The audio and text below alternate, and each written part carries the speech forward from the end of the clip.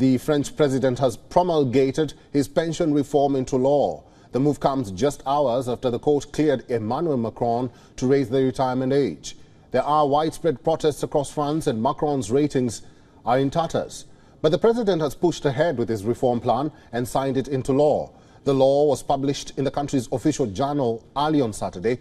And on Friday, after Macron secured the legal victory, protests rallying hundreds of people erupted in multiple cities.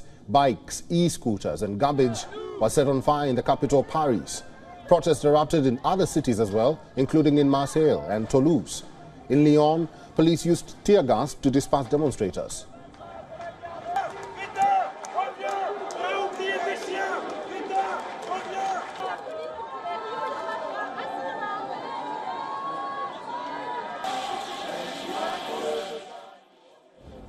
In the western city of Rennes, protesters set fire to the entrance of a police station and a conference center.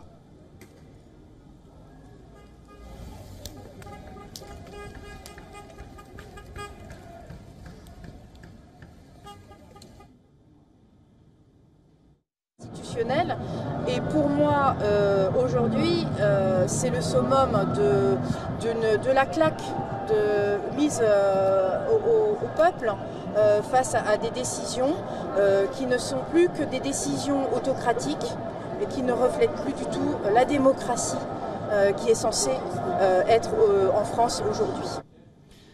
French unions have called for historic strike action on Labour Day, that is on the 1st of May. Many voters have been outraged by Macron's decision to run the pensions law through Parliament without a vote. Plusieurs fois que ces jeunes gens sont arrêtés, mis au commissariat et puis ensuite relâchés parce qu'en fait il n'y a rien à leur rechercher. C'est pas normal. Dans un état de droit, ce n'est pas normal.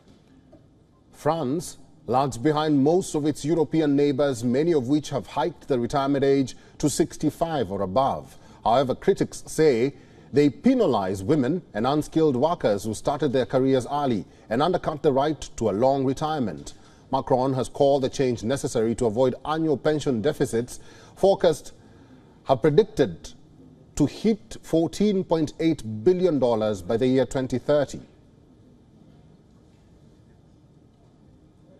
And for more on this, we are now being joined by Philippe Moreau-Chevrolet, who is a political analyst and communication expert. Professor Philippe, welcome to the program. Thank you. Analysts say that the strikes will now get worse and more pronounced now that the president has promulgated the reforms into law. Do you agree with what the critics are saying, or what do you foresee happening in France?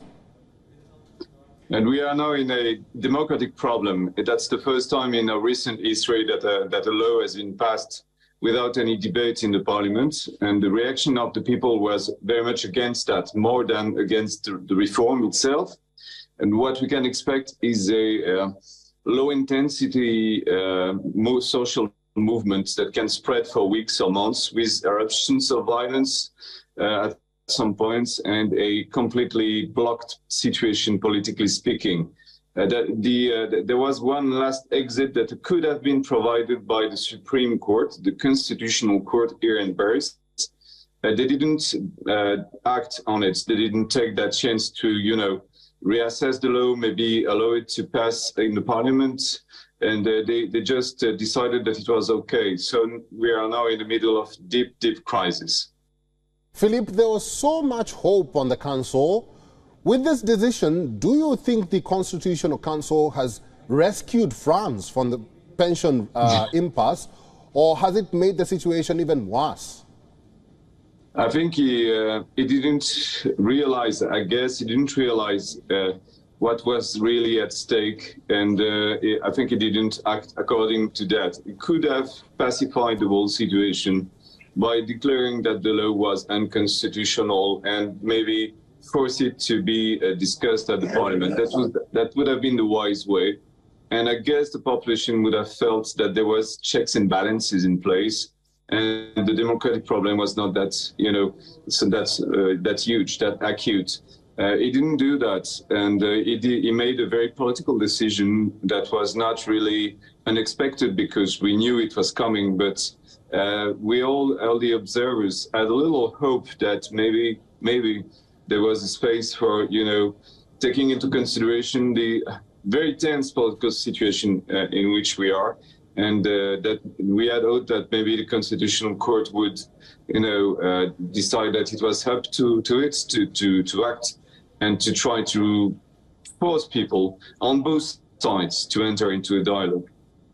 Philippe, some would predict, or some critics have predicted, that these protests may go on for as long as 15 months. Do you agree? Yes, it could go on for 4 years, as far as we know. The main concern is that, besides that, of course, we have social trouble. We had social trouble for years during the Yellow Vest movement. I don't know if you recall that. It was a huge social protest a few years ago before the COVID stroke. So we're kind of used to that. What we are now facing is the perspective, very, very concrete and possible, to have the far right leading the country during, after the next presidential election. And the problem is, in our current system, there are no checks and balances really anymore. And the president has a lot of power. That means that it would be unprecedented for the far right to have so much power in Europe. And it wouldn't be like, in Italy with Giorgia Meloni, who is a far-right leader. It wouldn't be like in other countries where you have a parliamentary system, very much like the one you have, guys. And we have, again, a very, authoritarian kind of parliamentary regime. So the far-right would have an unprecedented level of power in Europe, at least for a long time. Philippe, finally, what does this ruling mean for President Macron, his leadership, and also rule in the remaining 4 years of his second term? He won against the 80% of the French population and basically the whole legal system. He won. We don't know exactly what that means yet. We rely on the fact that he's a Democrat. We rely on the fact that we can always, talk about it, maybe later, maybe the pressure on the part of the people, on the part of the unions, on the part of everyone will be enough in order to, again, force both sides into entering into a dialogue and maybe solve this issue. We are very much in a zone where we don't know anymore where we are. That's really, that's the beginning of something we didn't expect, really, because this reform was passed at a time when nobody expected it to be passed. There was no necessity really for it to happen now. Now we are facing this democratic issue with 80% of the population against this reform. The reform has been passed through, basically through force in the parliament without any debates. That's the first time it happens. So we have to deal with it, and we don't know exactly what it will lead us to. All right, political analyst and communication expert, Professor Philippe Moreau-Chevrolet, thank you very much for talking to WION World is One today. Thank you. WION is now available in your country. Download the app now and get all the news on the move.